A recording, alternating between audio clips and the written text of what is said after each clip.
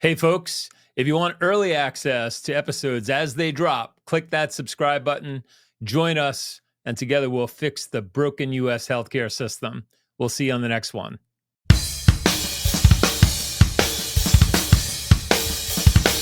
Get ready to take control of your healthcare. Here's your host, Ray Cobra.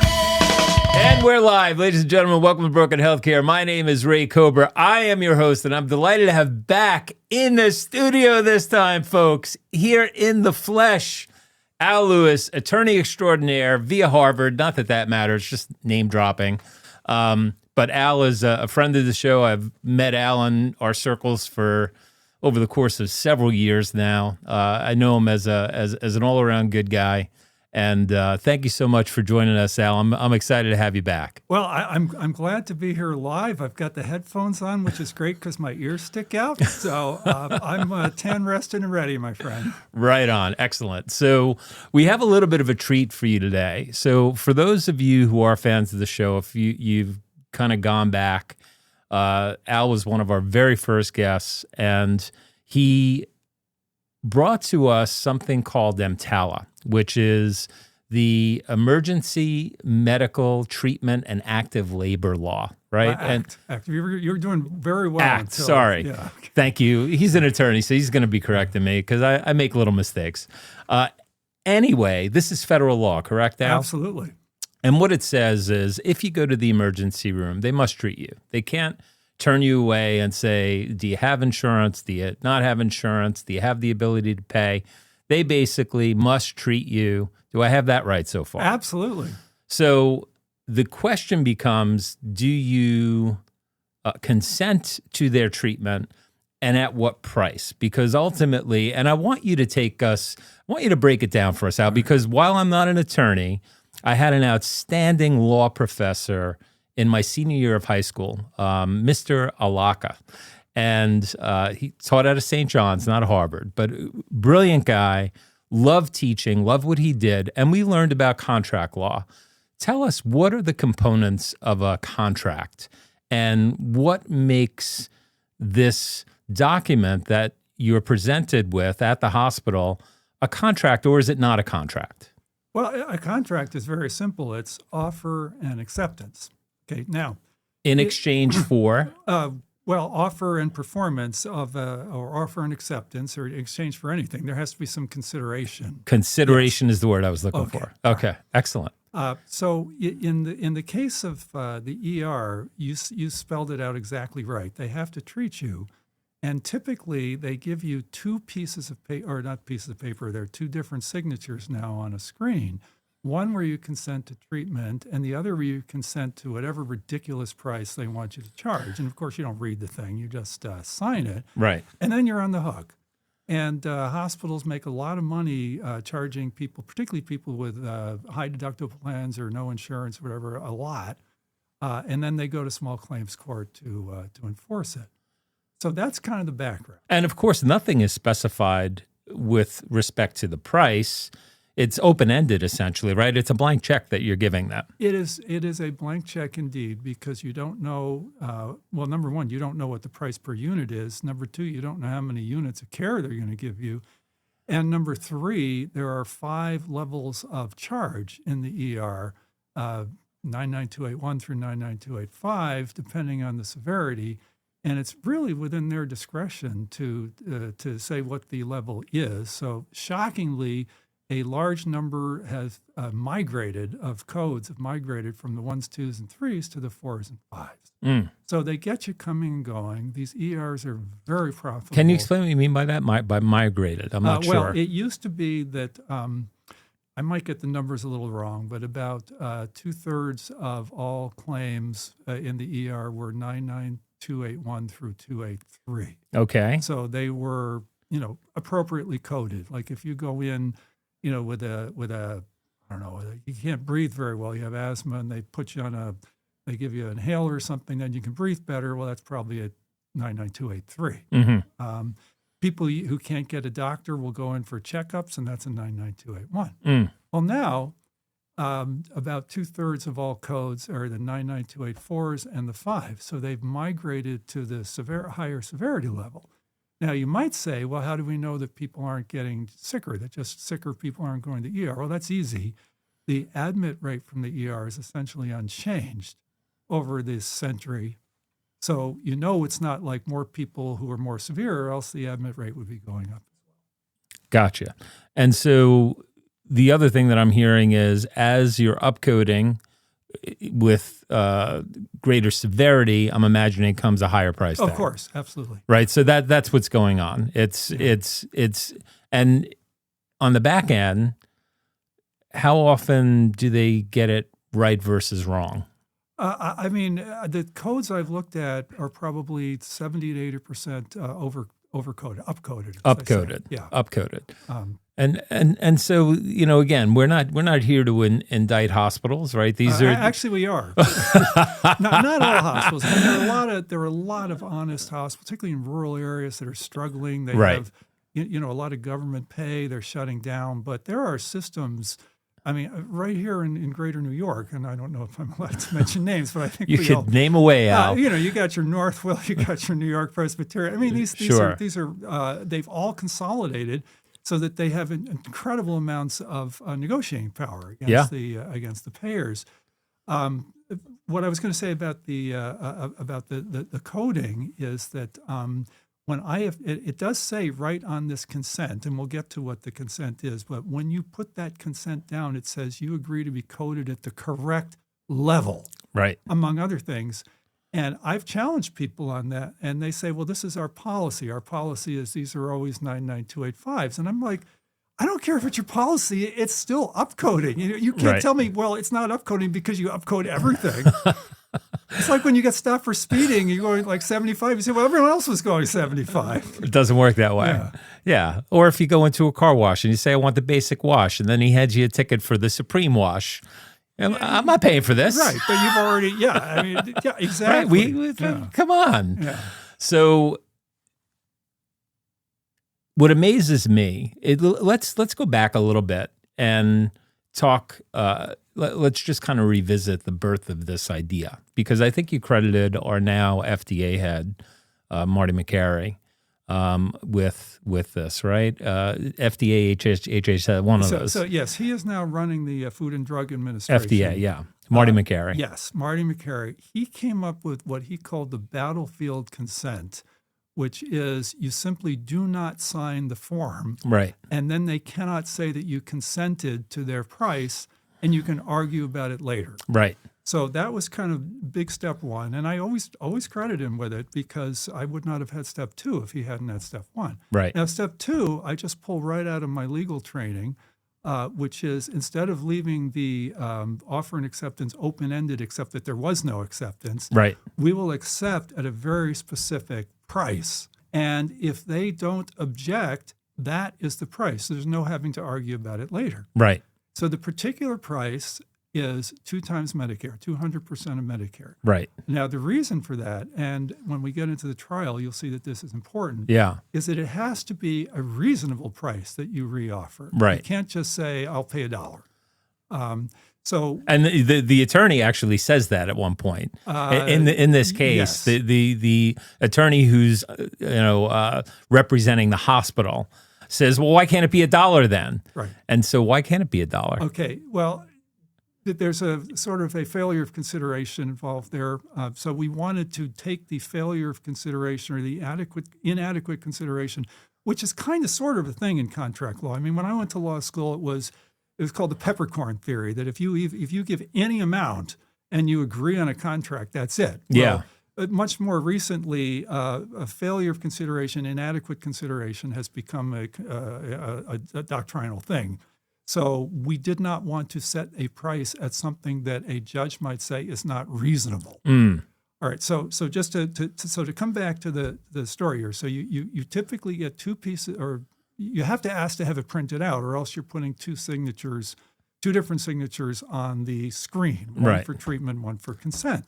So you have it printed out. How often do you see them printed versus electronic? These days, they're never printed. You have to ask. You have to ask. You have to ask, yes. So that's an important lesson for the audience to know. If you go to the ER, ask for a printed version of whatever it is that they want you to sign. Yes. And in fact, anybody who's listening to this, there's the basic sort of consent you can put in your Apple Wallet, and Ray or I we'll just send it to you. And, Yep. and it says, We'll throw that in the show notes. yes, Yeah. it says print it out. Yeah. So then there's two places to sign. So you sign the consent to treat, or whoever brought you in signs. Right.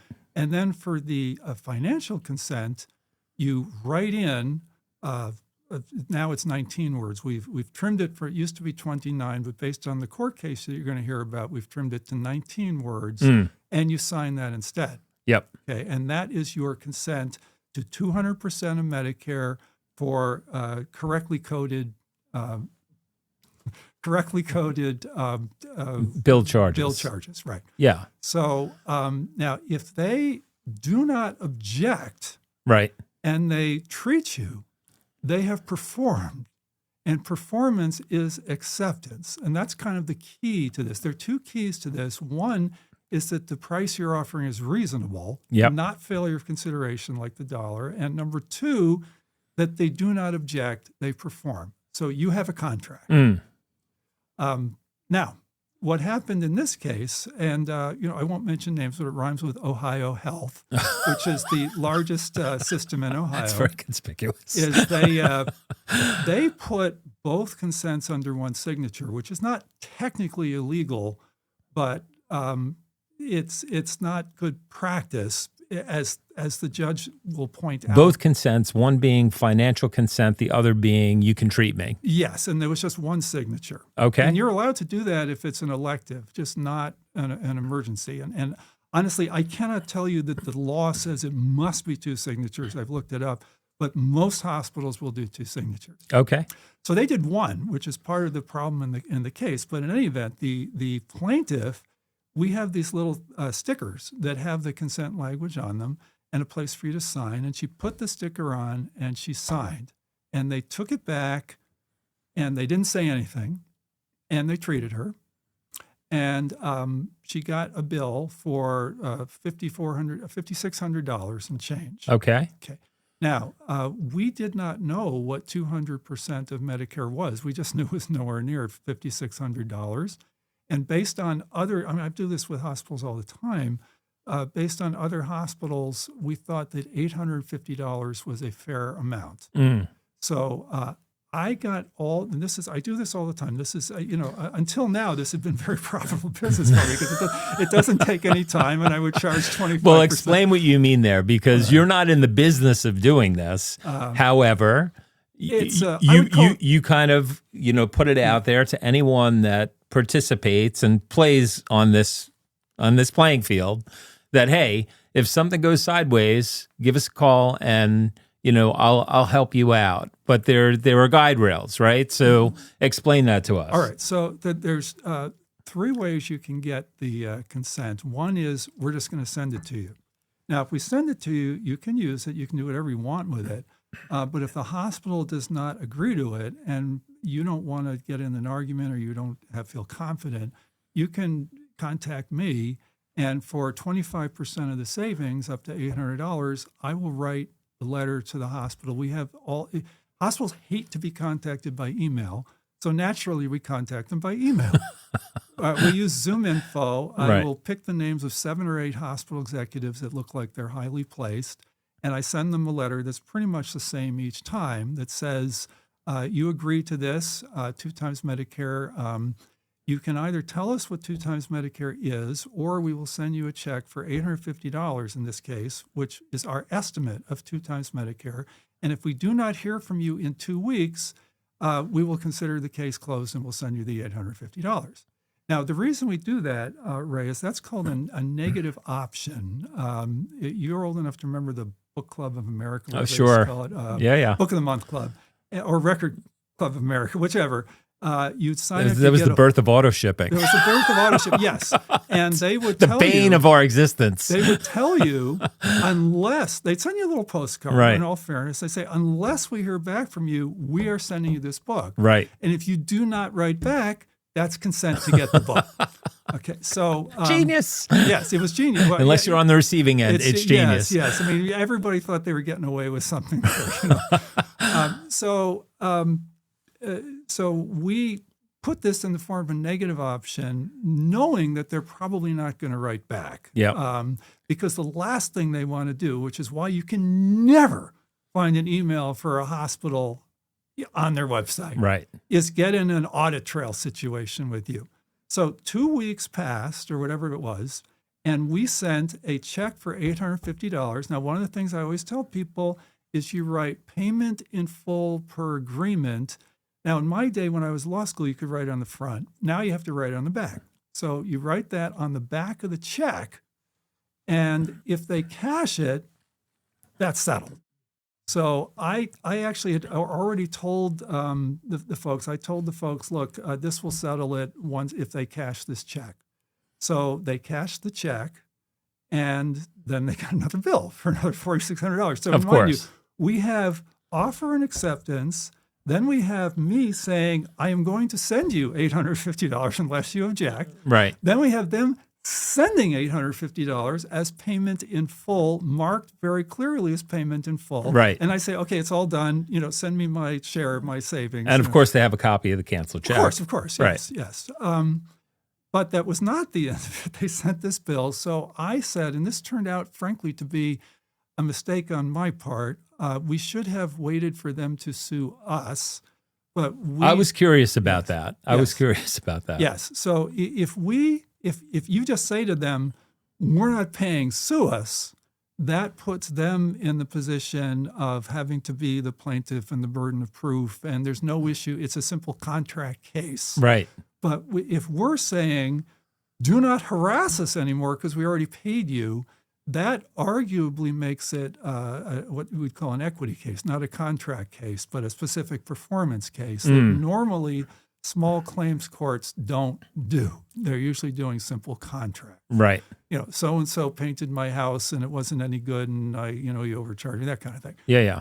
So one of the things they did, one of the many, many things that they spent a ton of money on a lawyer, this guy went to the something called Capital Law School, which is the 161st best law school in the United States, meaning the 13th worst, So the first thing I did, I thought it was a mistake, So I wrote to the guy. Well, Al, what do you call the doctor who graduated last in his class? A doctor, the student, the medical student, you call him doctor. So anyway, so I wrote to this guy, and I said, I know you went to the 161st worst law school, best law school, the 13th worst, but surely they taught you what a contract is. I said, and you may have heard of my law school if you've seen the movie Legally Blonde.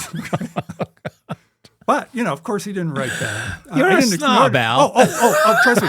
I haven't gotten to the snob part yet. Okay. I will tell you what I'm going to say to the guy after this was all via email? This was all on No, email. you didn't have a back and forth. Goodness gracious. No, he wouldn't engage, and nor would the hospital. Okay. So then, pause. Catch my train of thought. Okay. All right. So because we sued for them to stop harassing us, their attorney, number 161, we'll call him. We can say his name. It's on the record. Michael Traven is his name. Their attorney tried to get it first dismissed because it wasn't a contract case, and then he tried to get it transferred to regular court as opposed to small claims court. Which, for a practical matter, ends the case because suddenly you got to hire lawyers and that kind Sure, of it would have thing. cost the defendant a lot of money. Yeah, or the plaintiff in this case. Or the defendant is spending money like there's no tomorrow on this. I mean, Right. so they're doing, they did a motion to dismiss, a motion to transfer. We refiled our claim because the plaintiff didn't put the exhibits in.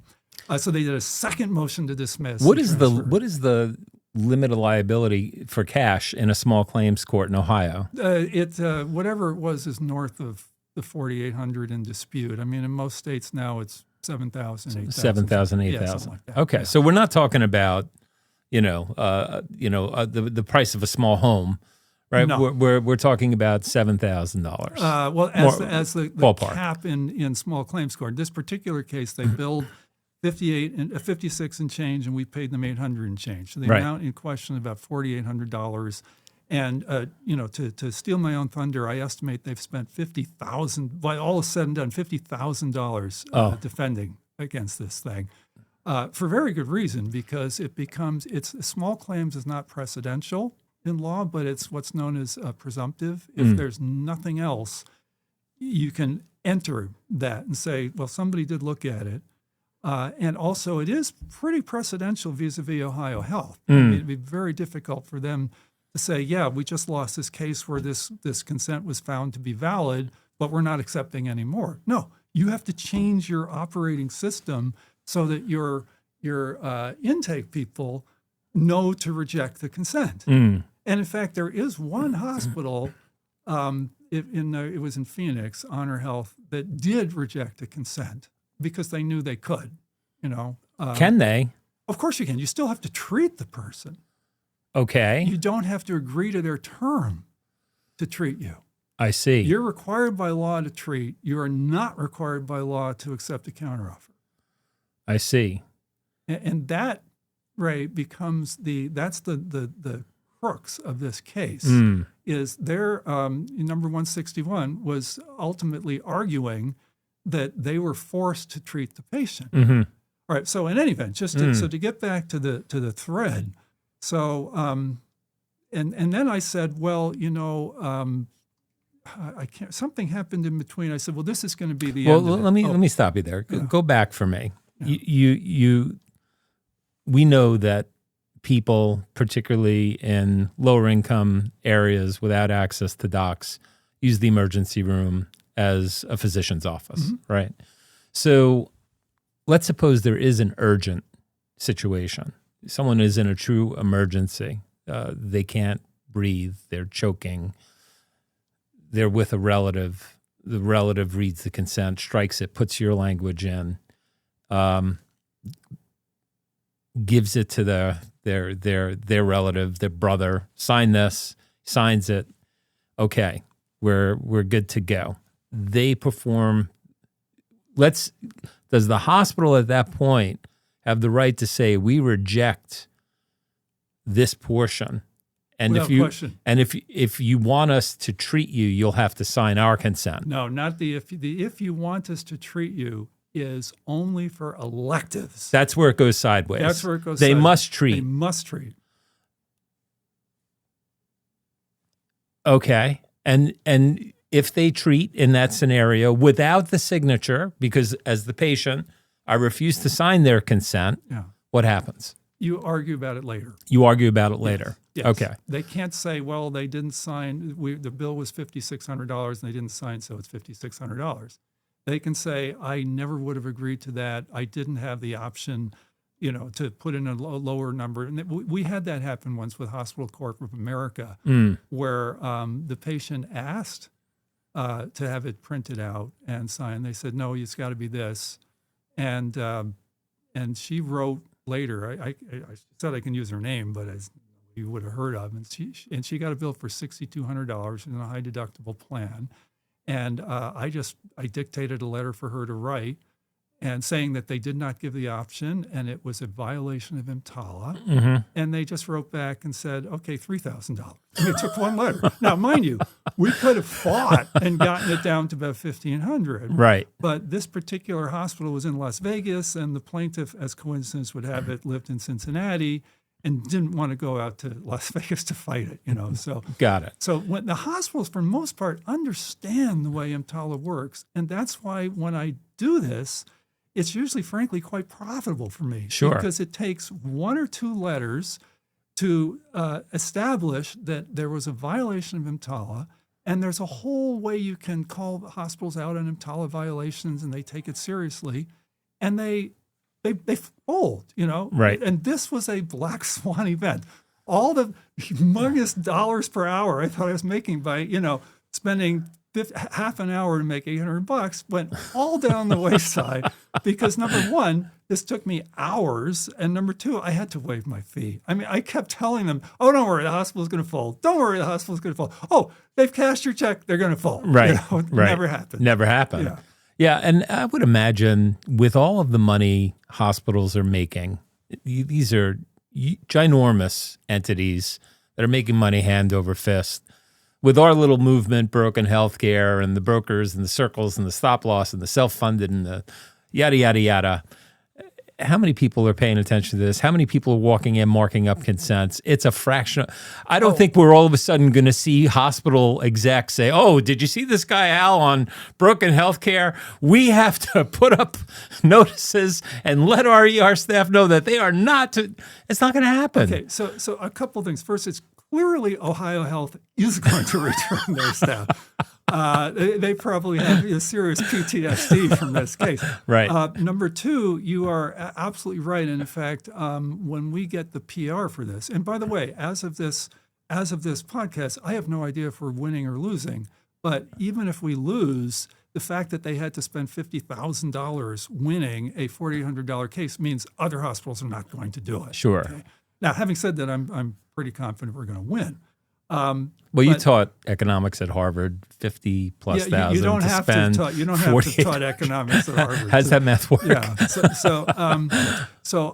As we basically milk this thing, we are milking it only in the broken healthcares, the healthcare hackers listservs, the places that hospitals don't go. Right. So I'm Gotcha. belt and suspenders that we are never going to become big enough that hospitals are going to retrain their staffs Right. to know to reject the consent. But it is important for the everyday person to be armed with this info, right? Because at the end of the day, these are meaningful dollars to folks that are, blue collar, boots on the ground, working paycheck to paycheck, which describes most of us, right? At the end of the day, you need to know what your rights are. And let's go to the actual court hearing. Okay, so let's just freeze on that for a sec. Sure. More than half of the families in the U.S. would have their savings wiped out by one ER bill if they haven't met their high deductible. So now this doesn't. I mean, it just doesn't take it down to zero, but it should take it to three figures or close thereof. And so writing this down or 30-second shameless plug, you can use Quizify and we can actually automate the entire process for you. We write to the hospitals in advance and say, this is the consent that we're using. If you have a problem with it, let us know. And of course, they never write back.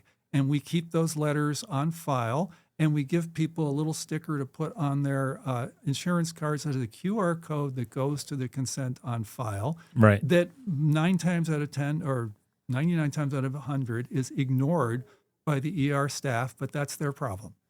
Yeah, so you have... You don't have that on yours. It's yours. No, but so I have his prevent consent on my Apple device, right? It works in Android too, I would imagine. Oh, yeah. You could take a screenshot of it. You could save it to your photos, but it gives you the language to write in. And what Al is saying is for employers that have Quizify, which is a gamified trivia system for your employees to learn more about healthcare. If they subscribe to your service, then as part of your service to them, you will go ahead and be proactive for anyone who reaches out, says... As part of the Quizify service, you learn how to use that consent, but as frankly, an upsell from the Quizify service, we do the entire thing for you. So all the employee has to do is show up with a card. The difference between the two is probably a factor of 20. Okay, 5% will use it written down, and close to 100% will benefit from it if they put the sticker on the card. Huh. Excellent. Very cool stuff. So trial. Yes. We're going to do something first here. If I get lost in the mechanics of this, I did go to a television production school once upon a time. St. John's University had the biggest communication arts program, TV studios on the East Coast.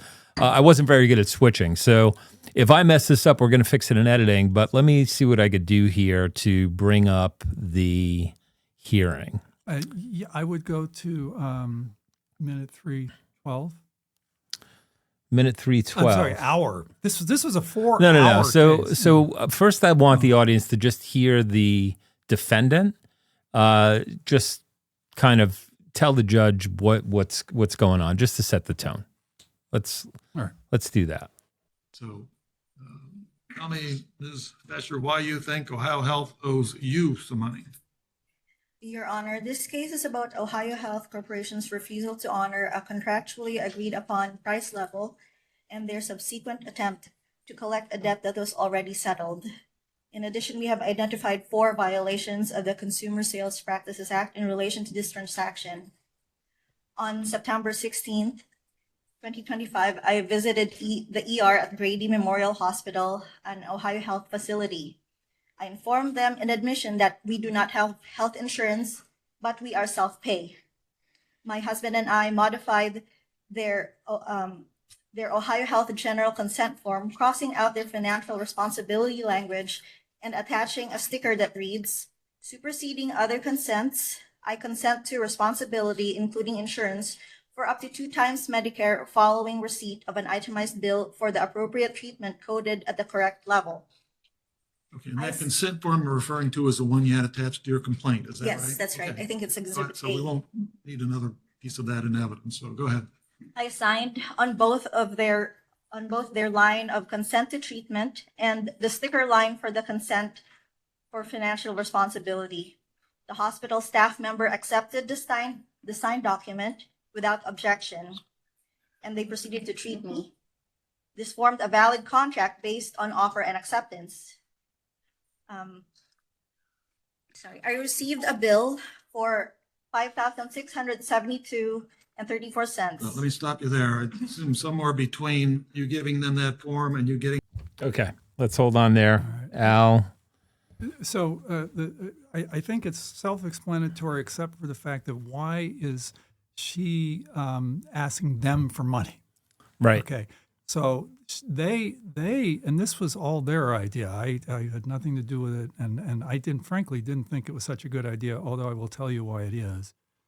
They identified not this federal law, but an Ohio law for consumer protection that talks about harassing people and asking them for more money and all sorts of stuff like that. And each violation is $200, and they found 4 of them. Now, I thought that was muddying the waters, which it is, but in retrospect, I think it was actually a great idea for a different reason, which is that it gives the judge a chance to have us win on the bill, but then deny all these other $200 things. So it looks like they're, the Solomon, Right. So that's why she is Everybody's a asking- winner. Everybody wins, and nobody. The defendant can't think the judge was prejudiced against him because clearly the judge is looking at everything. Right. Got it. Okay. So she kind of lays out why. That's kind of what I wanted to get to. I just wanted the audience to hear her kind of make her case. Where should I move to now? on this? Okay. So there's a ridiculous amount of meaningless stuff. Yeah. It We want takes to get to the 3 heart hours. of it. I mean, they even had an expert witness saying, "Oh, this was definitely emergency." Yeah, okay, we don't deny it's emergency. Then, and we don't have to do this part. Their billing person, it was sitting there. You can see her at the table there. The expert. Yeah, is- that's is here, at right? Yes, the expert is in the pews or whatever they call it, the bleacher. I don't know. Yeah, Galley.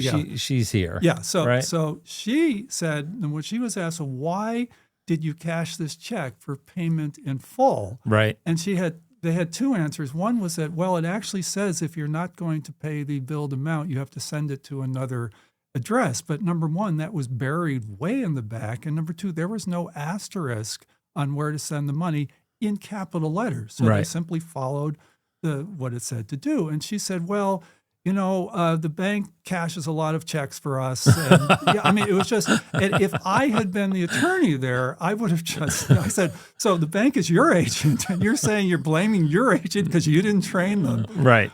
So I'm sure that the judge, I will tell you why the judge will catch that if they already didn't. So we can skip that part. We can move right to hour 3 minute 12. And for the next 13 or 14 minutes, and if you're listening to this on playback, you can just hit the play faster button. All right. Let's see what they have to say here. Well, this is the judge berating. This is the fun part. This is the judge berating. And we believe he's an EMTALA expert, so we believe he has something to contribute here. Well, of course, the EMTALA, to me, as I understand it, covers treatment. Doesn't have anything to do with billing. And I haven't heard anything today from plaintiffs saying they over-treated me or committed malpractice when they treated me. That's not the issue. I think the problem in the case is, we have an intersection between law and medicine. So, like I say, my example before, the patient shows up with a condition that requires a transfusion, signs a consent form, but when they say you need a transfusion, says, I absolutely do not want a transfusion. Now, the doctor may say, well, I'm going to go ahead and do it anyway and slip it in there and see what happens. The patient lives, but probably has a claim. And I don't think the hospital is going to collect on that, can collect for the treatment because they refused the treatment. In this case, at least the facts I've heard, you had a conditional consent. I consent to treatment. I will pay you 2 times what Medicare pays. And I think the hospital's position seems to be, no, we can reject the part on the payment, but accept the consent. And they're on one document. So if you rejected the payment part of what the patient said, you rejected also the consent, did you not? I'm asking you, because that's the issue you raised the first time you were here. Well, no, we're not agreeing to the contract part, but we do have the consent. But they're integrated in one document by none other than your client put them on the same document. So you have the patient saying, well, okay, I need treatment, but I'm only going to pay, but only if I pay X. And you're saying, well, they didn't accept that offer because they had to treat her anyway. Yeah, but they also needed her consent, and her consent was conditional, was it not? No, it was not conditional. How do you reject one part of one document and not the other part? Because you can't pick apart a contract like that. Sure you can. I have a contract to sell you my house for $1 million. You buy the house and pay me $800 and say, well, I rejected the purchase price, but I'll accept the house. Well, you can no way. You can negotiate terms. That happens all the the time. Negotiation was done when they had her consent form in hand. And where was the negotiation here? Well, there wasn't any, and that's the issue. You had an offer, right? And you say, by treating her, we didn't accept it. If you didn't accept it, you also rejected her consent. No, a Her patient. consent was integrated on the same form that your client dealt with payment, correct? And even if it wasn't, the patient says, I know I need treatment. I can only afford to pay X. She never said that. On her form, she did. We're mixing two things here, okay? Well, I don't think so, but tell me how. A patient at every single point in time in their care and treatment has the absolute right to reject treatment. Correct. The signature on that consent form helps alleviate confusion about whether somebody is consenting to treatment. But Ms. Basher, at any point in her hospitalization, could have said, I don't want this done. Correct. And she could have gotten up and left. She has that absolute right. Right. At all levels. At all levels, at all times, unless she lacks the capacity. And then we're going to get into stuff we don't need to. We don't have that here. So we're mixing two things at once. The issue with the financial responsibility portion is the plaintiff's theory is that I struck a term in this contract, and by them treating me, they accepted it. That is incorrect for 2 legal reasons. Well, 1 legal reason, 2 legal reasons, 1 factual reason. Factually, almost all of her care happened before she made that change. She accepted that care.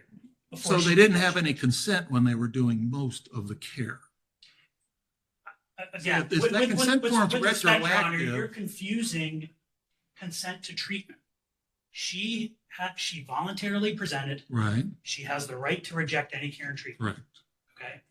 We, as Ohio Health, do not always require, in certain situations, them to file the written consent. They could sign the written consent and then at a later time say, I changed my mind. Right. Okay. Which I've said, even in my example, that's exactly what happened. Yeah. And if the patient says, I don't want this treatment, they won't get it. Mm-hmm. Happens a lot. Well, Okay. well, What- so what we're I'm- agreed. Without the patient's consent, the hospital's not getting paid. Look, the law is crystal clear in Ohio, not just in medicine, in any service in any service context. Mhm. If you accept somebody's performance of services and goods, you have to, it's an implied contract, that you're going to pay for those services. Sorry, Your Honor, I'm trying to explain my Right, position. but if you have a written contract, Right, and there's so- no implied contract. And so what plaintiff did here, if they signed this document Mhm. unchanged, that is an acceptance of those terms. They had the right, as they did, to change the terms. They still got the treatment. But just because they got the treatment doesn't mean Ohio Health accepted the change. Nobody on the floor of an ED has the authority to accept that change. Most of her care happened before she made the change. So how could they have accepted something before it happened? And All right, I'm going to stop it there because I want to. It gets better. We'll go back to it. Okay. We'll go back to it. So a couple of things that I just would like you to clarify. So EMTALA is federal law. Yes. The attorney is citing Ohio law. Right. What trumps what? State or federal? Federal trumps. That's what I thought. Yes. So his argument, as far as that goes, does not make any sense in my view. No, it doesn't, and I'm surprised that he actually He went there, yeah. yeah. But that's we're Okay, talking 161. I'm a layman, Al. Yeah. No attorney. I'm just looking. I'm like, that didn't really Yeah, add up yeah. to me. So they, you heard him say it. They put in their consent. He says nobody has the authority. Of course, somebody has the authority. You Right. can look at it. It's happened. Say, I reject that consent, but we're going to treat you anyway because we have to. Right. And in which case the hospital is on firm ground to bill as they may. You still have the right, of course, to dispute the bill, request an itemized bill, make sure that everything was coded properly. But at that point, that's cover your ass territory for the hospital. And they didn't do that. They did not do that. They treated without objection. Correct. And his argument about no one on the floor having the authority sounds like bullshit to me. It's to use a technical healthcare law term, yes. Right. Because they are de facto ipso your agent. Right. It's like the billing person saying, "Well, it was our agent's fault. It wasn't us." like what? The judge was very patient with him, and the other. Oh, yes, less patient. Well, okay, but the other thing, I've never heard an attorney tell a judge, "I'm going to explain this to you." Yeah. Well, one of the things I'm gonna, assuming we win, Right. that I'm gonna write to my quote unquote friends at Ohio Health is I'm gonna say, next time you might want to hire an attorney from one of the top 20 law schools, or at least one of the top 160. I said, don't, he has plenty to do. He could do. He's such a snob. Well, I think the thing is, if you heard what he said about me in these filings, alleged expert, he has no qualifications. I can say whatever I want about him, Right, right. Of course. Here's my other thing. I'm going to get a little ahead of myself, but this assumes we win. But I'm going to write to the hospital and say, number one, please, I know you're probably going to get rid of him now, but that's fine because those ambulances aren't going to chase themselves. And number two, please give him a really good recommendation because we'd love to go up against him again. Al's not snarky at all. Okay, so let's go back, and you say it gets better. So the I'm judge going to loses pick up right where we patience. left Yeah. off. All right, here we go. lastly, I have a bench memo prepared for you. Ohio law is clear that in order for performance to constitute acceptance, there has to be a reasonable opportunity to reject the term. And EMTALA precludes Ohio Health from rejecting treatment. They have to under federal law. They have to medically. Dr. Curcio's affidavit says it. Dr. Ratsky said it. There was no opportunity for Ohio Health to reject. And as I said last week, if they had done this at their family physician's office in a non-emergent setting, the family physician could have said, if you don't agree to my terms, I'm not treating you. And they can reject the treatment. You cannot do that in an emergency room, and they could not do that in this situation. See, that's where you're wrong because she couldn't. refuse treatment even in the emergency room. But she did not. She gave you a conditional, not you, your client, a conditional consent. The problem I have with, there seems to be that EMTALA doesn't abrogate contract law. Doesn't ever what? Doesn't abrogate contract law. Your argument seems to be, if you present in the emergency room, you have to pay whatever the hospital bills, regardless. You cannot negotiate price. That's your position. That is absolutely your position. Yeah, it is. I don't think that's the law in Ohio. Well, There is. If you have some authority, I'd like to see it, but I think that's where we are here. Is how does contract law apply here? I understand why they had to treat her. If I may, Your Honor, how does the provision of services? Most of the care she got happened before she made this change. How could the provision of services, under any circumstance, constitute acceptance of a changed term that hasn't even happened yet? It's impossible. Well, the ED doc saw her. She got blood. She got medicine. So you've got two parts here. They present before anyone gets into the consent, and they start treating her. At that point, you've got an implied contract because there is no contract. But at some point, Ohio Health and most hospitals jump in with a contract that they often want to enforce here. What you're saying is, but we're the only ones that can enforce that contract. The patient can never enforce a contract.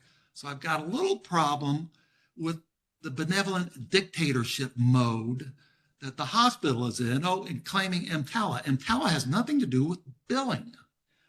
It has to do with whether or not the court can look at performance of services as acquiescence of the counteroffer. But what I'm saying is, I think you had nothing but a conditional consent in this case. I'll consent if you'll accept twice Medicare. Without that, I didn't consent. There is testimony, and it is unrebutted.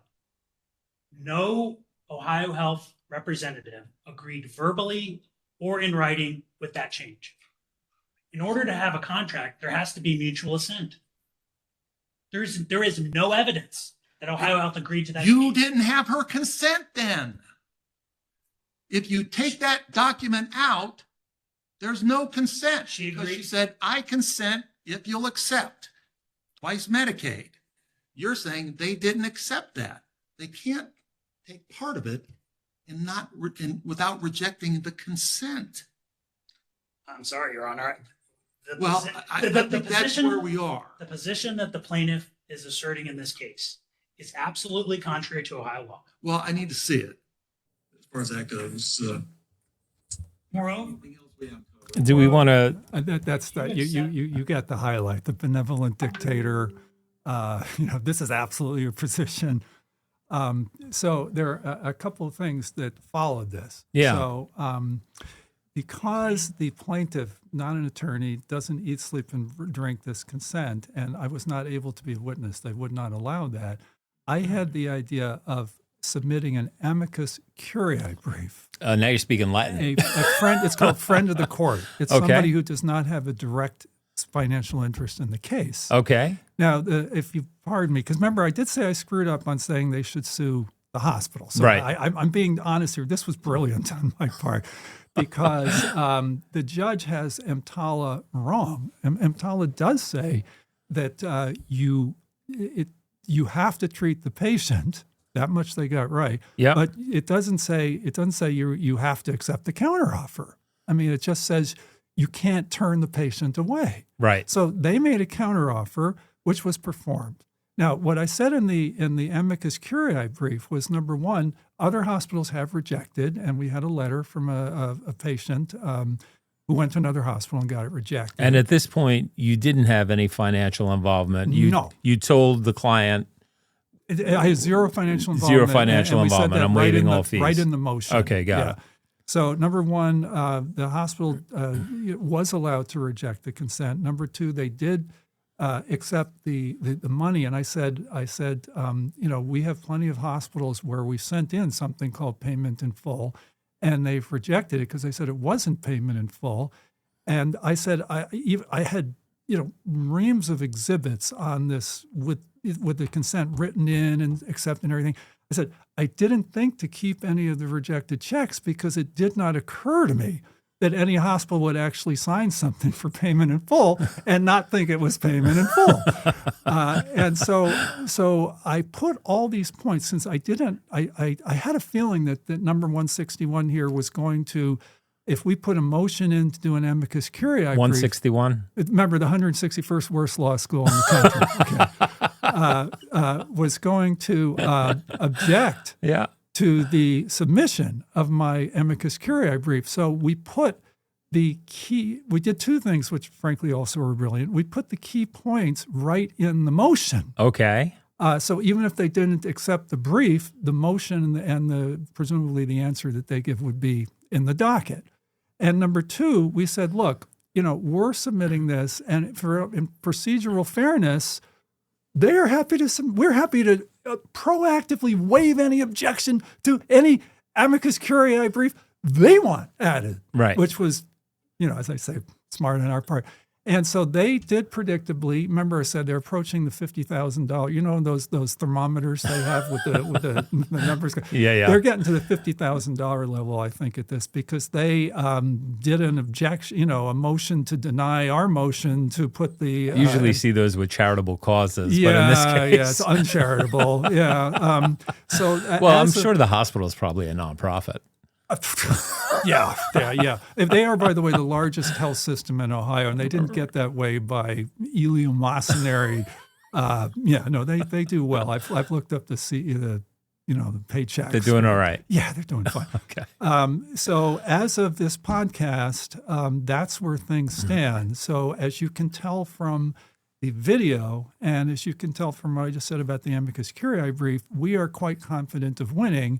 Even if we lose, it still justifies the consent because no other hospital is going to spend $50,000 to dispute. Only in Ohio. Yeah. Well, only in Ohio, Al. In New York City, could you imagine them doing this? First of all, it wouldn't be before a judge. It'd be before an arbitrator. I'm not sure if he's an arbitrator. Actually, I have to say the judge in Ohio, they have I like actual him. judges. Yeah. I like him. He's cool. Other states have magistrates. Right. Yeah. But to your point, like most of the stuff in small claims court, it's over before it starts. Like boom, boom, in and out. Judge is making a ruling and you're out of here on to the next. They spent 4 hours. And this does not include the required mediation, which was almost 25 minutes or something. So the judge has spent, I literally think we could call the Guinness Book of World Records on this for longest small claims trial, most motions filed, most money spent on the attorney by the defense. I'm going to go on the record and say that Al is going to contact the Guinness Book of World Records. See if he can get this book. It would be a tough one to prove. For sure. Episode of Broken Healthcare Podcast is brought to you by Benefixa Healthcare Consultants. Visit benefixa.com to learn what's possible. Reduce the cost of healthcare for your organization, deliver better outcomes for your people, and yes, design health plans that give your people a path to $0 out-of-pocket costs for healthcare. Visit benefixa.com today. But so, silly question. Mm-hmm. You could have everything going your way. The law could be in your favor. The defendant can show up well prepared. Plaintiff, but yeah. No, I'm saying the defendant. Oh. Not say a word out of line. In other words, the defendant does their job, proves their case, and the plaintiff. I'm sorry, yes. You're correct. It should be the defendant. Yes, but in this case, they're the plaintiff, and the judge could still rule in the defendant's. It can happen. Yeah, that's favor. why I'm not sure. And when that happens, is there recourse in small claims court? Can you appeal? It's never. I'm sure it never happens. Okay, but so a couple of things. And you know what makes me think of this? I'm a little bit of a movie geek. I don't have the historical brain for it that you do. But The Big Short. Oh yeah, like, of course. The guy takes out a ridiculous bet. Everything goes his way. he should be getting paid 10,000 times over, but it's his bet goes against what the system wants. Right. So, And so he can't cash in, right? Yeah. So I'm thinking of that as it applies to law. all right. So here's what happens. If indeed the defendant wins, we then have damages of $4,600 or something. We can then file an EMTALA claim to get that $4,600 back. Because the reason we can't file an EMTALA claim now is that there's no damages. And the EMTALA claims are very easy to file. You can do them online. And for somebody who actually knows EMTALA, and in all fairness to the judge, he's doing a great job. I mean, he's really into this, and he's not just some lowly magistrate. Right. But in all fairness to the judge, he's not supposed to be an expert on EMTALA. These people, the EMTALA people, are experts on EMTALA, Yeah. and they would, in a minute, Yeah. see that this is a violation of EMTALA. You're basically, you heard what the judge said. He said, you're saying there's no way a patient can ever negotiate this deal. And the guy says, yeah, that's what we're saying. And the judge said, you come into my court all the time trying to enforce a contract. You're saying you're the only ones who can enforce it. Because remember, this Ohio Health is sued. We looked it up, or actually I should say the plaintiff looked it up. The plaintiff's husband looked it up. Something like 3,700 small claims cases in the last X number of years. So clearly the judge has seen these people come in and, bankrupt plaintiffs Sure. or defendants, bankrupt. They would be the plaintiff. Right. Yeah. This is Right. probably literally the first time that the hospital has ever been a defendant in a suit like this. Wow. That's crazy. And when is there a date on the books? When do you think this is going to be resolved? Well, they haven't. He has not ruled. He did say a couple of weeks. He said a few weeks, and that was December 23rd. But that was also before the amicus curiae, Okay. the motion that we put in and that they objected to. So I'm expecting that he's going to rule on amicus curiae, within days. Okay. And frankly, regardless of whether it gets accepted or not, because we made our points, we'll probably get the verdict within a week after that. So, Okay. Hopefully it's, of course, this is coming afterwards, but there's a conference starting on the 4th February, or actually there's 2 conferences in a row where I would love to be able to talk about this as a done deal. Yeah, that's very cool. And you could see that the judge, I'm impressed with the judge. Honestly, he seems to me very thoughtful, knowledgeable on the topic, even though, how many small claims courts really know EMTALA well, and deliberate in his decisions. So who knows which way, and he also says, I don't know if he should have said it or not, because I think it kind of does show some partiality, but he does say, I'm in the same boat. We're all in the same boat. We walk into your hospital. He didn't. I'm paraphrasing here. He didn't say that, but you could read the body language. Like, what do you mean? Well, a patient can't negotiate, or so here's the interesting thing. So, Yeah. Marty McCary, of course, was the one who started this with Yeah. this battlefield consents. And there was this hospital, and this is in his book.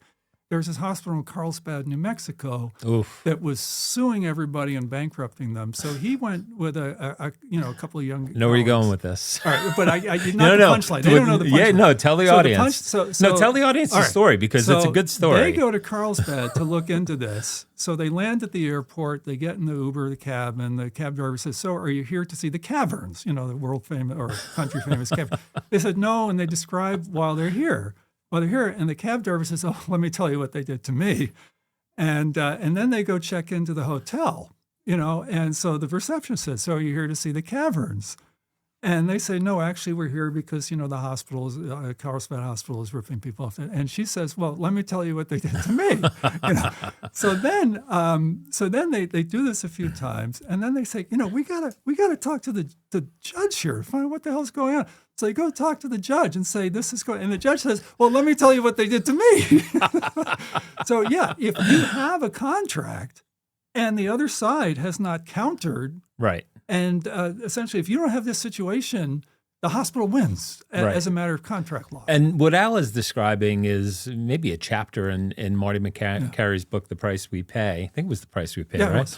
Where he describes a hospital in New Mexico. Carlsbad, right on the New border Mexico. of Mexico and Texas, I think. New Mexico and Texas. Yeah, it's close to Texas. Yeah. And they were predatory. So they went after everyone. And in fact, they sued so many people that on Dr. McCarry's trip down there to help one of his friends who was in this exact predicament, they ran into person after person all the way up to the judge that had been sued by the hospital. Yeah, it wasn't actually a friend. It was they got the data that showed that this hospital was one of the outliers. I see. But he actually relates a story about being in the ER with a friend who breaks an arm or something like that. That was in Baltimore. In Baltimore, and striking the language and saying, give this to me and marking it up and all that good stuff. Crazy. So very, very interesting, fascinating. You have to keep us posted. And Trust me, I'm waiting. And look, folks, I'm a little bit of a geek when it comes to this stuff. I love like drama and crime dramas and courtrooms. So I was glued to this testimony. And knowing Al, of course, and that you were going to be here, you sent this to me like just yesterday, the day before yesterday, and I looked at it and I was glued to my screen. Well, so in terms of you're finding out what happens, in my LinkedIn profile, it says that I'm the industry's leading expert in three things. One is, of course, Quizify, writing healthcare trivia questions. The other is ER consents. And the third is shameless self-promotion. Aha. Okay. So trust me, you will find out about this. So will everybody listening to this. Awesome. Well, great job with that. And really great job putting a tool into the hands of common folk, everyday people. Free. Anybody, free, that can save them several $1,000s, with a trip to the ER. I tell everyone that I know about this, friend, family member, if the topic comes up, I'm like, stick this on your phone, go to the website, download it, just have it in the event that you need it. Hopefully you never need it, but crazy stuff. Tell me a little bit about what you have going on, because you're now you still have Quizify. And as I understand that your latest venture is something that you were once a part of, but now you're the head honcho. Okay, so let's do a hard stop. Okay, hard stop. All right, so this is, I don't know if you're having the same podcast or what, but we're now on a completely different. Yeah, we're switching. Well, it's still Al Lewis. Okay, all right. I want to know about you, Al. All right, so yes, we've had Quizify for 10 years. It's been very useful not only in the ER consent, but we have a whole set of quizzes now that keep people from wanting to go onto weight loss drugs, because it's called internally the Curb Their Enthusiasm quiz. That you have to take a 30-question quiz, and if at the end of it you still want to be on the drugs, you can be on them. Right. And guess what? The serious people will go on them. What we call the GLP serious will go on them. The GLP curious won't. So it's a very effective sort of what we call self-pre-authorization tool. So we have that, and then generally Quizify. I mean, it's. I'm not going to say it's saved my life a couple of times, but it saved me an awful lot of pain, because it kind of teaches you that you can talk back to the doctor, I mean, not holler at them, but state your case. And so I had this dentist who was doing a whole lot of work in my mouth, and I went home and it didn't feel right, and I kept telling her I think I have an abscess. Because in Quizify, it says, what's the most serious dental problem that could theoretically kill you? And it's an abscess. So if you think you have an abscess, you learn from Quizify, the dentist says, it's not an abscess, take some Tylenol. No. You and at some point I said, look, this is an effing abscess. I'm going back on Tuesday when your endo is there, and I'm going to sit in the waiting room until there's no appointment. So I said, I'm going to sit there until I either, it bursts and I go to the ER and you get sued, or she fixes it. And I got there, and then, they did fix it. And I said, scale of 1 to 10. She said, you would have been in the ER tomorrow. Wow. And all I had was a simple root canal. And so abscess infection, that could theoretically, go to your brain? What would have happened is I probably would have lost part of my jaw and some teeth. And nice. It would have been a mess. Oh, that sounds like fun. So thanks to Quizify, I did. Right. And then, the other thing is I had this, I don't know if people can see it. Can I put my leg up here? Sure. Okay. You have nobody else in your podcast. Just don't knock over the water, but you put could their leg up. No, okay. And Al's tall, so yeah, we got that. So Looks like a compression sock. It is a compression sleeve. Yes, I had pain and stiffness, a weird kind of pain and stiffness in my right calf, and if you Googled, you would get to the Mayo Clinic. By the way, they've now changed it, but the Mayo Clinic would say it's nothing. Don't worry about it. I call the doctor. He says, well, it's probably Baker's cyst. Don't worry about it. I go to Quizify, and it says pain in one calf is considerably more serious than pain in another calf. So I insist to the doctor, that I need an ultrasound on this thing. And she's like, okay, fine. And this is, mind you, this is the same doctor who's proposed in the 15 years I've been there, 7 different unnecessary CAT scans. All I want is an ultrasound. Fine. So I go and I get the ultrasound. I'm driving home. I get a call. She says, where's the nearest pharmacy? Because I had DVT. Wow. And if I hadn't been insistent, it would have spread possibly DVT? to my lung. Deep vein thrombosis. Deep vein thrombosis. Yeah, it would have spread to my lung. So they treat with what, Coumadin? Oh, no, they Blood used thinner? to. They used to. Now Okay. they do Eliquis. And in fact, I actually brought an Eliquis pill because, I'm on the train, so I'm immobile. Right. Here, I'll actually show. I don't know if people can see it, but there's. Oh, wow. And I'm going to put it in my mouth. Al's medicating. Wow. Because, of course, and then she said, oh, you're going to have to be on these blood thinners the rest of your life. We don't know what caused this. So I, go to Quizify, and Quizify says that xylitol, which is it's not called an artificial sweetener, it's a sugar alcohol that is used to sweeten things like mints, certain kinds of ice cream, gum, certain beverages, can cause platelet issues. And I had xylitol in my mouth on many occasions because I was using a mouth rinse to prevent dry mouth at night that you're not supposed to spit out. So at night when I'm sleeping, the xylitol is getting into me. So I stopped I stopped doing that, and I said, okay, I think I'm better now. I think my calves feel the same. Can I get another ultrasound? And she's like, no, because it's not going to change the treatment plan. You still have to take the Eliquises. So with my own money, I went to our friends at Green Imaging. Okay, yeah, sure. They're terrific. And they got me an ultrasound. I had to pay out of pocket, but it was great. And in fact, surprise, the veins are completely clear. Wow. Yeah. So they still want me to do the Eliquis, and this is like a year ago, and I'm pretending to do the Eliquis, but the only time I'm doing it is like today when I'm taking Amtrak in both directions, or I'm flying, or I'm immobile, or something like that. Right. And every couple of nights, my wife and I look at my calves, and they're essentially the same. So, and then I gave all of my, I kept filling the Eliquis prescription because I didn't want the doctor to think I wasn't complying. So I've actually given Eliquis to a couple of friends who didn't have insurance and needed Eliquis, But in any case, so that's why I learned from Quizify. We don't recommend that. I actually, the protocol for someone who understands health literacy in this situation is going to be different from protocol for the average person who probably should, frankly, be taking the. I don't want anybody adding drug pusher to the list of things that you are known for. Okay, all right. Well, I don't mind. It's not a controlled substance. So that's what Quizify does. Now, what we did is we purchased the Validation Institute. Yes. Which I had founded in 2013. Okay. And it was part of a joint venture between Intel and GE, if you can believe it. And I mean, there's a whole backstory for how they got into it. But wow. It's probably too much for this. Yeah, give us the Reader's Digest, accelerated version. So the guy who ran this joint venture, which was a Medicare post-acute home monitoring thing where you take fragile patients and you put gadgets in their home to see if they fall and they can't get up, that kind of thing. Okay, yeah. Said, I knew him, Sean Slavensky, and he said, we lose a lot of bids because we have to be honest because we're owned by GE and Intel and our competitors can lie.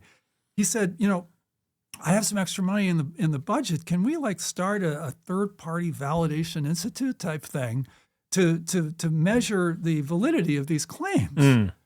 He had the money, so I said, yeah, sure. So that's where it came from originally.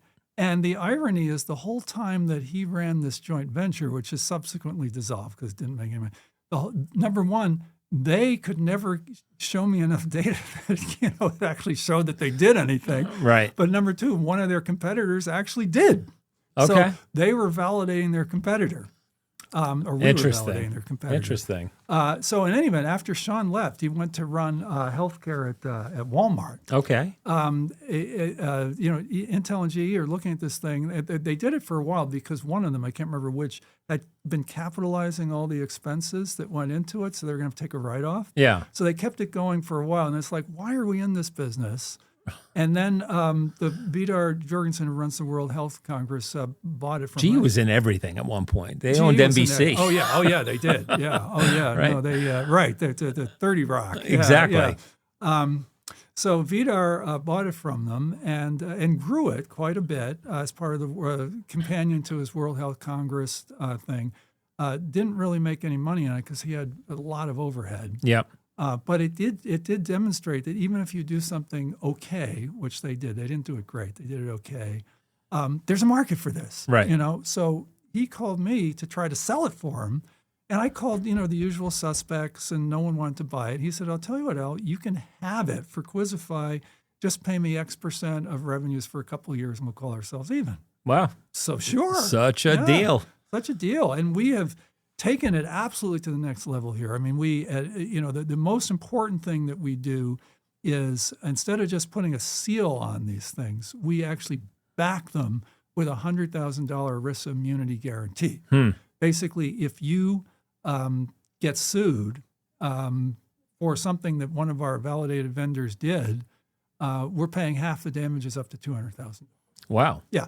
Now, as a practical matter, it's almost certainly never going to happen. But Sure. the people who are buyers for this tend to be very risk averse, and if you can eliminate one risk, they love that. So what's involved? How many man hours go into a validation? Just out of curiosity, is this something where you have a template and on the back end you're in and out of this thing in 30 minutes, or is there more to it than that? It can be 30 minutes, but it can also be, I'm not going to say 30 hours. Actually, yeah, it could be 30 hours. I mean, Okay. it depends.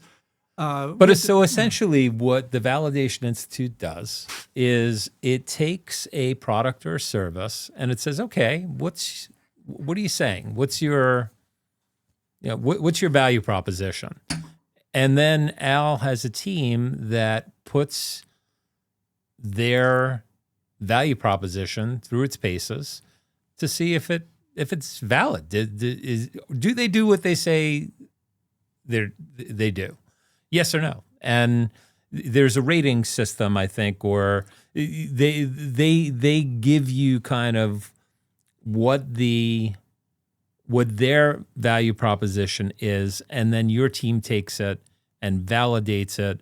But there are different levels of validation, if I'm not mistaken, or did something change with that? Yes. So you can be validated for having a valid contract, which may seem like it should be easy, but in fact, shocking numbers of contracts out there. In fact, the entire industry is based on invalid contracts. And the companies that in,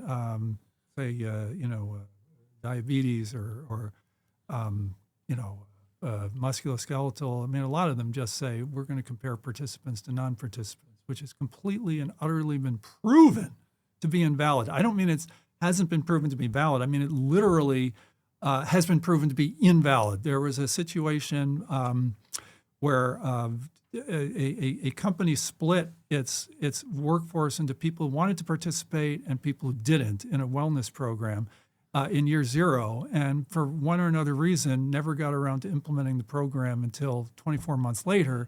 During that time, the participants dramatically outperformed the non-participants, even though there was not a program to participate in.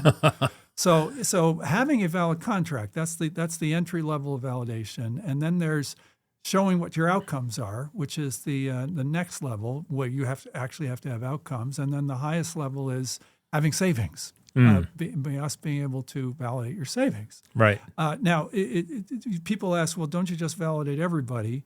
And the fact is about 90% do get validated. However, two things. Number one, the people who wouldn't be validatable, the Transcarents and the Livongos of the world don't apply for validation.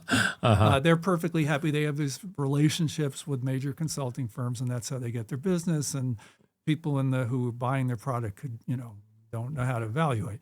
So 90% do get, of course, it ends up being about 50% of the whole industry, but 90% of that 90% get what they want validated, scaled back quite a bit. Who was the chick that went to prison in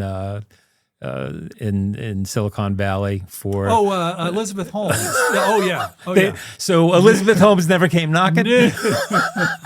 Yeah. What was the name? What was the name of that product? Theranos. Theranos. Yeah, There we yeah, go. Yeah. No, and the funny thing is, Safeway, With just one drop of blood, Al. just one we drop of we blood, got can you. do everything. The We universe. can do it. And ironically, the technology is improving to the point where not one drop, but a small amount of blood can prove They a may lot they now. may get there. Yeah, sure. but it's not Just going to not be then. her, right? So in any event, Yeah. what we're trying to do with VI is give, especially with this $100,000 guarantee.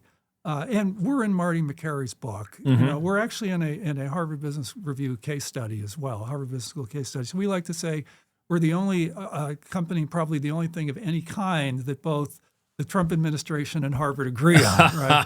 So we have we have the $100,000, and what we're trying to do is give these small players a leg up, give them a chance, give them some cred, so they can go after the big guys.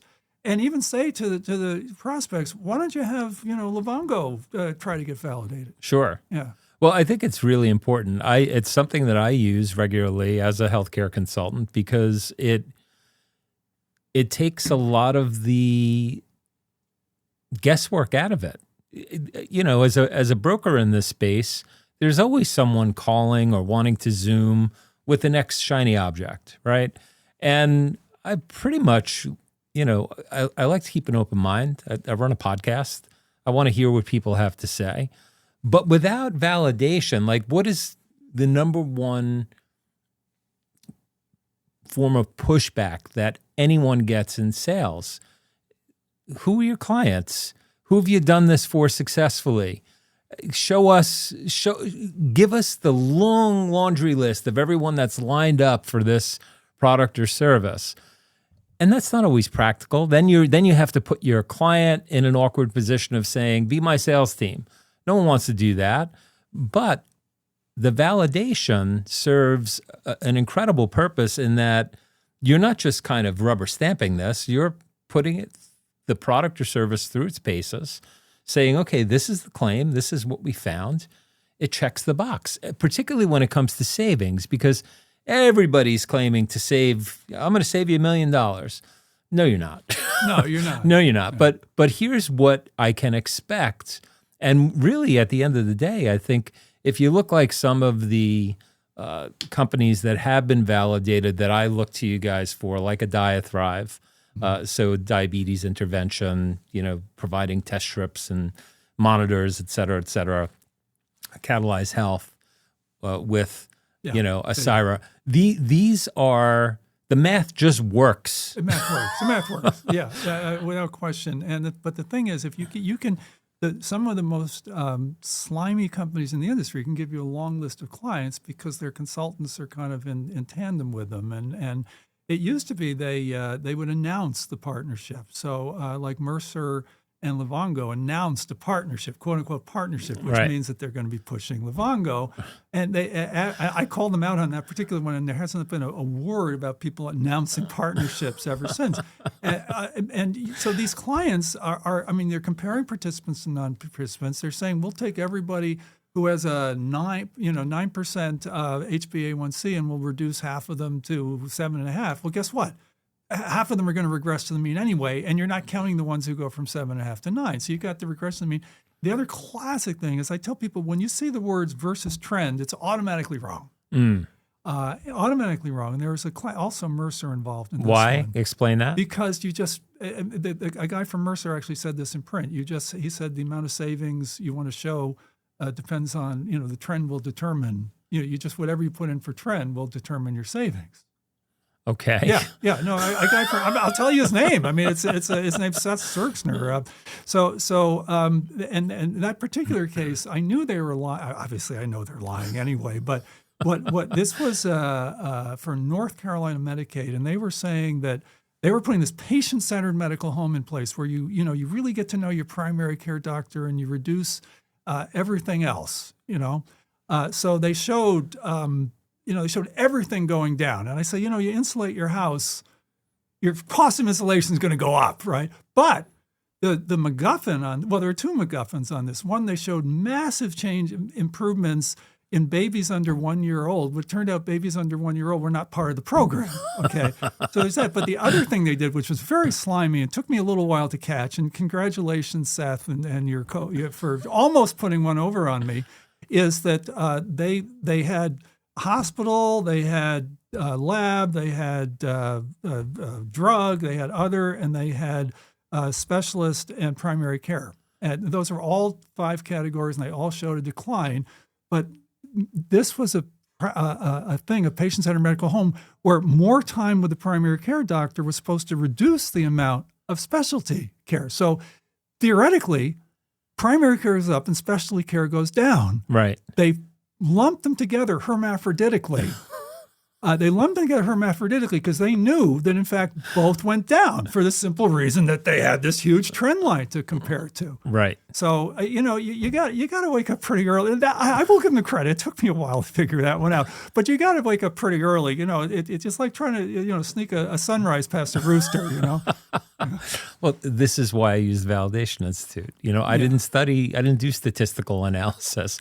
And I understand statistics, not easy. Now we have ChatGPT, so we could argue about that. But the reality is you just want to know that I'm very gun shy about taking a chance with any new provider when it comes to my clients, because they're so hard to get and they're so easy to lose. And so to have a go-to that you can depend on, and at the very least read a report and say, okay, this is what they claim, it's validated, here it is. It makes it much easier for me as a consultant to then say, well, we've done some analysis. You clearly have, we see the prescriptions that are getting filled. You clearly have a large diabetic population. It makes sense to put in a solution like Diathrive. We are statistically sure that this is going to be an ROI situation for you, as opposed to spending money hand over fist with the hopes of seeing a return on investment. Or you spend, now, Diatribe is hard dollar on hard dollar. But, if you take a Livongo, for example, they're saying, well, if you spend all this money with us, you're, in the future, your admissions and, your diabetes expense is going to go down. And they don't do what we call a plausibility test. We require plausibility tests where you simply look at the number of diabetes admissions across the entire, employer or health plan or whatever, and did they go down? Not just the participants, not just the people who are frankly already diagnosed with diabetes, but everybody. The classic example is heart attacks. Right. You have a cardiac intervention. You say, see, your number of heart attacks and people who had heart disease went down by a third. Yeah, but a third of heart attacks happen in people who did not have heart disease diagnosed before. Right. So there's all sorts of this crap going on. And, right.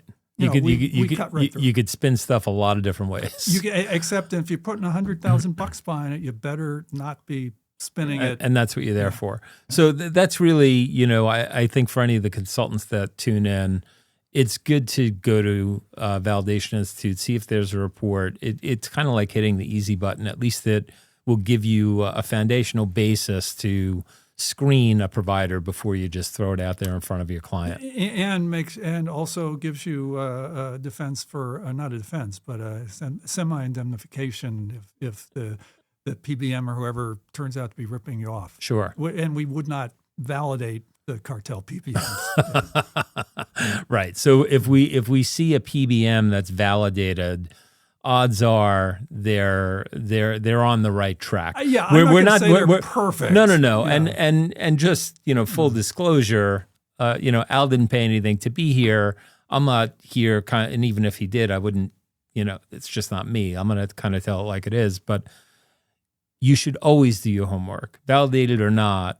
You have to do your diligence. So that's part of you doing your diligence. It's not the end all be all, but it's a pretty good start. And there are plenty of groups that will say that they validated somebody, but did they put $100,000 behind it? Right. Are they in Marty You're McCary's book? putting your money where your mouth is. Love the Validation Institute. I want to go back to Quizify for a second. Where'd the idea come from? I have a blog post, and you can put this up on your screen. That's called "The Birth of Quizify," and the first line is wondering where Quizify came from. Wonder no more. And what happened was I actually had a radio show on the NPR affiliate in Washington, D.C. Wow. Now, don't ask. I mean, the reason was that I wrote an. Okay. Oh God. The backstory is I was dating an economist, and who turned out to be a total sociopath, and I wanted to show I knew more about economics than she did, so I wrote my own economics book. Now, You can't be sued. We didn't name her, right? I'm happy to name her. No one's don't. ever heard of her, though. They've Yeah. heard of her husband. He just want to know, ex-husband. Go Just want ahead. to know about her. Sociopath. So, in any event, so I wrote an economics book. It was called "Why the Heck Aren't We Already Doing This Stuff?" And it was economic policy ideas that both parties could agree on. Now, it sold literally, I think, maybe 250 copies. Okay, but somehow one of those copies found its way into the program directors of the WAMU, the Washington Public Radio. And he thought it would make a great radio show. He came up with a name for it, The Big Fix. And he said, he contacted me. I make myself very easy to contact, self-promotion. Sure. That. And he said, we could do this as a pilot for like 5 episodes. We can't pay you. We'll pay your expenses to come down. And then we'll try to sell it, So I go down. And, I've been on shows like yours. You've got all these gadgets here. You're doing it. But it's very easy to be on this side, All I got to do is talk into the mic. Well, when you're on the other side, it's like you should use your camera angle, show people all the gadgets you have. Well, here, we got this. You can see camera. Yeah, there we go. Camera 3. Yeah, that's just yeah. So a little back and forth. A lot of background. So I have to look at the timing. I got the producer in the little, control room there and everything. And I got the guests, and I got to come up with questions.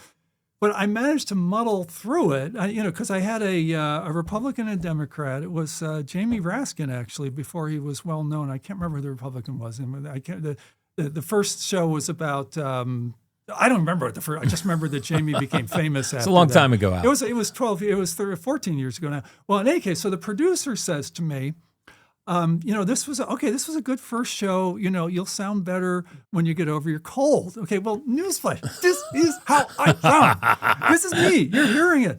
So I panic, and I remembered that a while back, some ENT or something said I had a deviated septum. I didn't think twice about it. So I called my PCP and said, I've got this radio gig now. I think I might lose it. I got to get back to an ENT. And in those days, you could get an appointment. Sure. So she's got an appointment for me on Monday after I get him back on Friday. So I go in the ENT.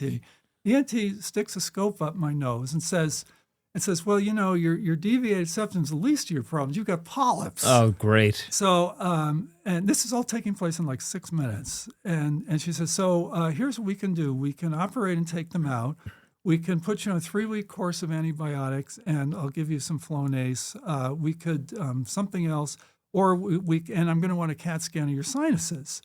And I'm like, okay. Oh, I said, well, shouldn't we do the most? Oh, she said, or we could just do Flonase. So that was one. I said, well, shouldn't we do the most conservative thing first? And she says, I'm going to use her exact intonation. Well, you could.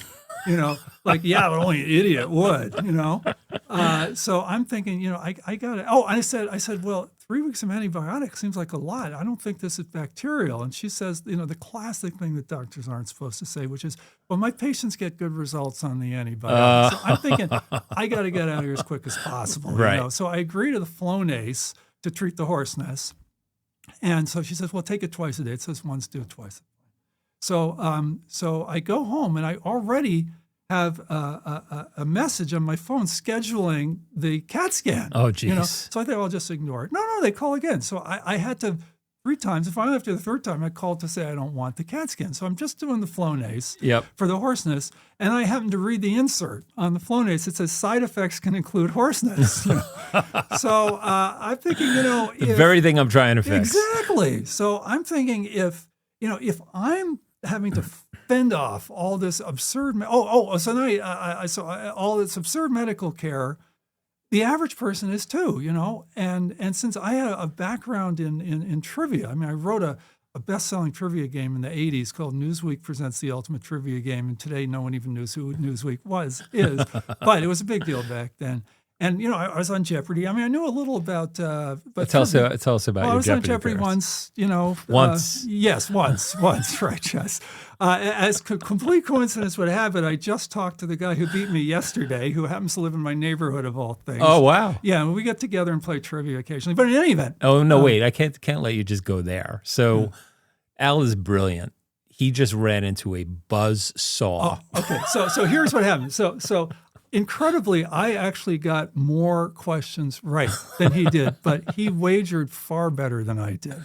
And you're the economics guy. Well, so here's the amazing thing. So I was at Bain and Company at the time, and Bain is supposed to have all these, analytical geniuses and everything, and they all, because Jeopardy doesn't pay your expenses, so they all like to help, pitch in for the expenses and for a share of the winnings, and not one of them figured out. I didn't figure out the correct way to wager in Final Jeopardy. Mm-hmm. Okay, so let's say the champ has $9,000 and you have $6,000, and the third person is out of it. Yep. So what do you wager?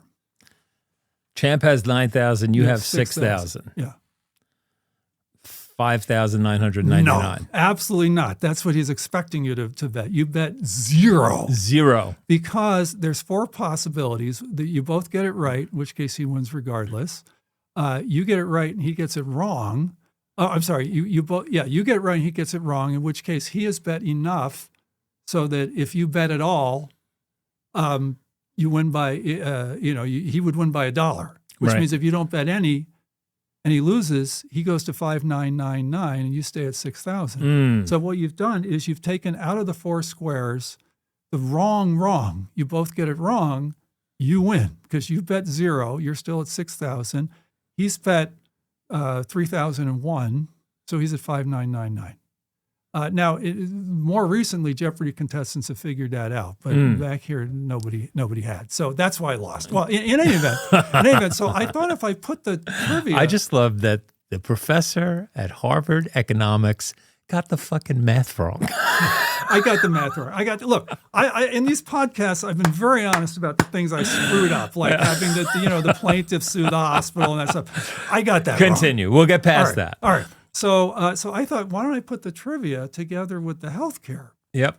And that's where Quizify came from. Got it. We used to have all the questions would be about avoiding inappropriate care, but the feedback we got within the first 6 months was, oh, you're just trying to save money. So now it's about half sort of health things, like how to read a label where they try to trick you into thinking there's no sugar. Right. And about a quarter of people put their own benefits questions in. And then about a quarter is avoiding inappropriate care. And when you say put their own... Oh, we customize benefits questions. So like, let's say they hire a wellness company or something, and they want people to go to the screenings. We'll have questions like, okay, where can you get screened, next week, and what is the incentive for getting, that kind of stuff. So, Got it. Yeah. And so it's not available to the public. That's a service. Actually, we sell them for $12 a year if you want to. If you We want want to have full access as an individual. Yeah. Okay. And usually the people who buy that are people who were in a company, left the company or retired, and say, hey, can I still get Quizify? And about half of them, say, yeah, sure, $12. Half of them will do it, half of them. Yeah.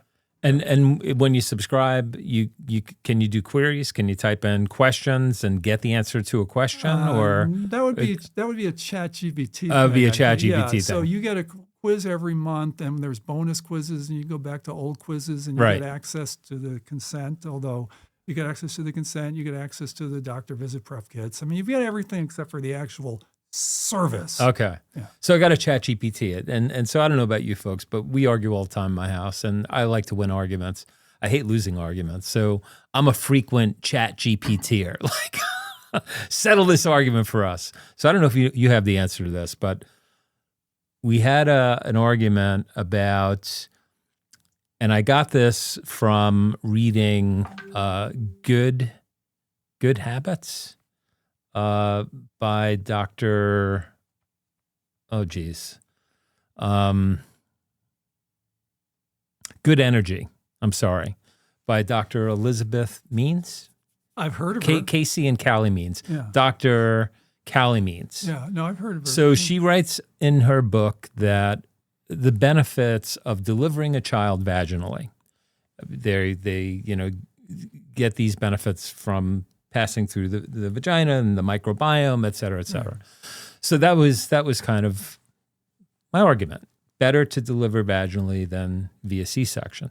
And then a family member who will not be named basically says, well, Ray, I was talking to so-and-so, and she said, if you have a C-section first, the mother is at much higher risk for delivering vaginally. I said, I don't know. I didn't take any medical history when I put this out there. I'm just making a statement based on something I read. I don't know what the medical history is. Do you know the answer? Yeah, it used to be common or the standard that you once a C-section, Always always a a C- C-section. But right. I believe we're getting a little out of my Yeah. You know, We're just bullshitting here. I believe that now in some cases that you can do a second. And by the way, the other stuff that it used to be you get delivered, they'd cut the cord and wash off the baby and stuff and Yep. give it to the mom. No. You're supposed to keep the cord going for several minutes, Right. and you're not supposed to wash off the baby. Right. And Let them slop around on mom. it's called Keep vernix. keep that So the connection going. vernix go. Yeah. So you got the vernix on the baby, you got the cord, and in the show The Pit, they have these medical consultants getting every single thing correct, Right. except when there was a delivery, they cut the cord right away. That's where they blew it. That's where Quizify 1, The Pit 0. Got it. All right. So that's ChatGPT question. I think I told you a story about how Quizify helped me. And so I'll share that with the audience. So I had been sitting in an audience in some hotel room, with drool coming out of the right corner of my mouth because it's so engaging. But Al is engaging, actually. So you were on stage and you were talking about silver diadium? Silver diamond fluoride. Silver diamond fluoride. Yes. Thank you very much. And so explain to the audience what silver diamond fluoride is. It turns out that there are 120 million cavities in a year that are filled.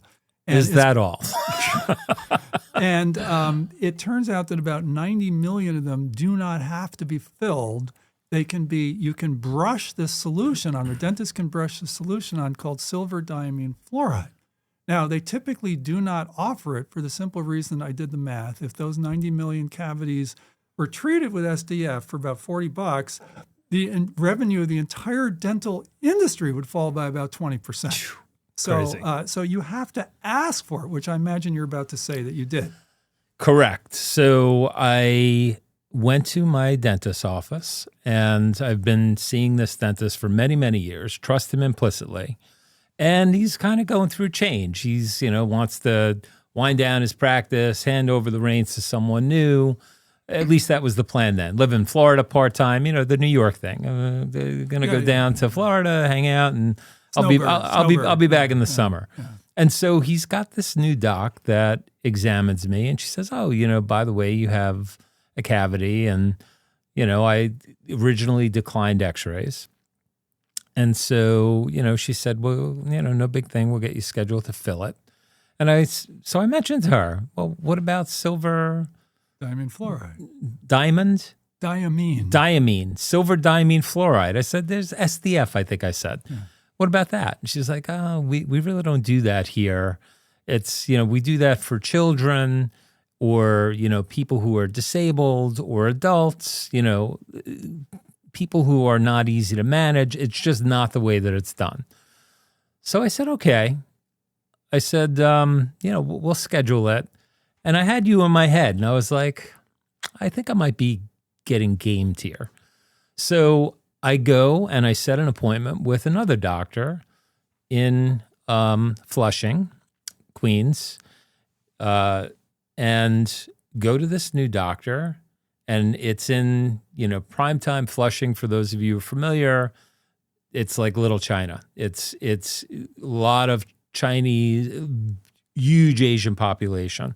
I go into a building. I feel like I might as well be in China. Get into an elevator. Everyone's crammed in. Go up, get out, in the waiting room, blah, blah, blah. They let 3 Asian patients in ahead of me who came in after me. Just not saying there's anything to that, but that was kind of my experience. But I get in the chair, and the woman is absolutely lovely. Did her training at NYU, terrific. She examines me. You don't have a cavity. I was like, excuse me?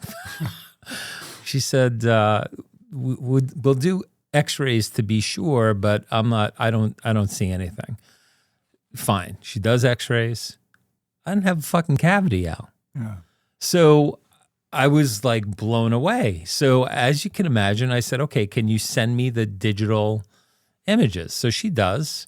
And I'm on my way back home, and I text my dentist, who I know so long. I have him in my phone, and I was like, no cavity.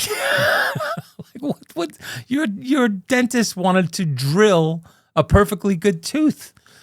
So he called me and obviously didn't have anything, didn't know what to say, because he could read the x-ray. I could barely read it. He could read it, though, for sure. I didn't have a cavity. So it just blew my... Anyway, long story short, that dentist is no longer working for him. And listen, it could happen anywhere. But that all was the result of me just asking a question and being a more informed patient to say, well, if it's a molar and it's tiny and obscure, because one of the reasons that you wouldn't want to do SDF is it turns your tooth black. Or No, they're time out. That's what they will have you believe.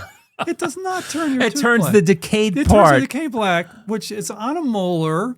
It's a tiny, tiny thing. Yeah. I mean, I have it. I've had some dental issues. Like I got a Can we look implant. inside your mouth? You could. I mean, honestly, you could. No one wants to look inside your no mouth. one- now. Yes, I'm banking on that. But in fact, the back molar Yeah. is black. But I say, I'm already married. I don't have to impress anybody. But this stuff arrests the It growth of or the suffocates. spread of Essentially, the cavity. Yes, it essentially suffocates the cavity. And in it's place. over. And it's over. Now, it doesn't work on big cavities. It doesn't work on cavities that you can't reach. Right. That's a third of cavities. The other 2/3, I mean, I've got it in 2 places. And in one place, it was under a crown. And by the way, dental people or people who have crowns, you need to be if you have a root canal, Yep. you need to be very aware of any loosening whatsoever in that crown because you cannot feel the decay. And so I, felt this loosening, and I went in and they took off the crown and they said, oh, you've got a lot of decay. We may need to extract the tooth. And I'm like, well, can we try silver diamine fluoride? And she says, sure. Oh, she says, well, yeah, we could, but, no one ever asked for it. I said, well, this would be a good use case because the choice is this or extraction. So she gets it and she brushes it, waits a couple minutes, brushes it again. She says, I can see it working because it's turning black. Wow. And so she says, okay, she does it a couple more times. And then she said, we'll put the crown back on and it may or may not work, but we'll see. Okay. Well, that was 2 years ago and it's fine. Wow. So I avoid an extraction. And this one, I did not avoid an extraction. So I need to I've spent, it will be a total of 10 visits and $14,000 Yeah. to get an implant. Finally next month is happening. Yeah. All because, by the way, I did not recognize the loosening of the crown in this case, which I should have. That alerted me to recognizing this one. Got it.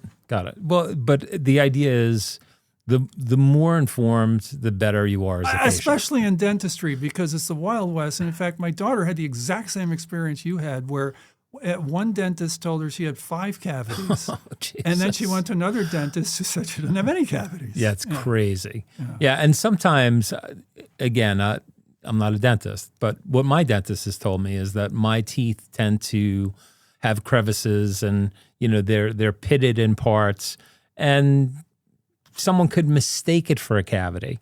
But the dentist that I went to check, the first dentist who wanted to drill my tooth, basically said, no, there's some discoloration to be sure, but it's not a cavity. Yeah, and honestly, if one dentist told me I had a cavity, another dentist told me I didn't, I think I would opt for SDF anyway, because it has been shown, although not dramatically, like beyond a reasonable doubt, to be preventive as well as restorative. So my dentist, who is a thoughtful guy, went and did his research, and he sent me a link to a YouTube guru who I don't think is practicing anymore, but he's like a go-to for dentists, someone who's very well respected, admired.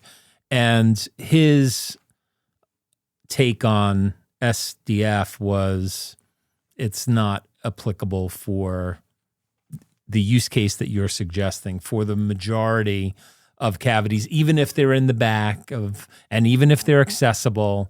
We just don't do it in dentistry for adults that can, stay still. The methodology, which is, better in terms of efficacy, is to drill and fill. Yeah, and they are protecting their own. Right. I will tell you, and I'm going to name names here. I have a big consulting client that has Blue Cross of Massachusetts, and they were going to cover SDF, and the dental, their dental medical ADA. director. Oh, okay. At Blue Cross said, no, don't cover it. This is. If somebody came to me, Quizify, and said, can't AI write all these trivia questions for you? And they actually can't, because there's some art to the wrong answers being clever. But I would say, of course not. Right. Of course, it's existential for the dental industry if this stuff catches on, as Right. it has in other countries. Sure. 20% of 20% of revenues, of revenue is a big number. Yeah, if you go to, say, Japan, which is where this started, and you go in and you say you have a cavity, they just deal with it. Boom. Yeah. Yeah, that's it. Crazy. Love it. Well, hey, we go on for hours, but let's leave it there. And thank you so much for coming back, Al. Of course. Yeah. No, it's great to be here in person. I don't want to take these off so people won't see my ears. No, you're good. You're good. But no, this is great. I'm glad that's awesome. Al takes the Acela, so he's got a train to catch at some point. But until then, Al, you mentioned you were accessible. How do people find you? It's very simple. It's al@quizify.com. al@quizify.com. Yeah. Spell Quizify. Quizify. We were going to get the other URL with the 1Z in case people misspelled it, but it would have costed like $1,000. So we said, screw it. No, we're not doing that. If you're going to be capable enough to benefit from Quizify, you got to be capable enough to put 2 Z's in it. And if they put it in Google, they'll figure it out. They'll figure it out. Good stuff. Well, hey, thank you again so much for being here. Really appreciate it. If you're in the industry, you'll see Al out and about, I'm sure, at the upcoming trade show or conferences that we have coming up. Well, they'll be past. Yeah. Yeah. Well, they'll be passed by the time the show airs. Yeah. Okay. al@quizify.com if you need them. Thanks for being here. Folks, until next time, love always. Take care. Thank you, Ray. All right, that's a wrap. Hit like, follow, and subscribe, and we'll catch you next time.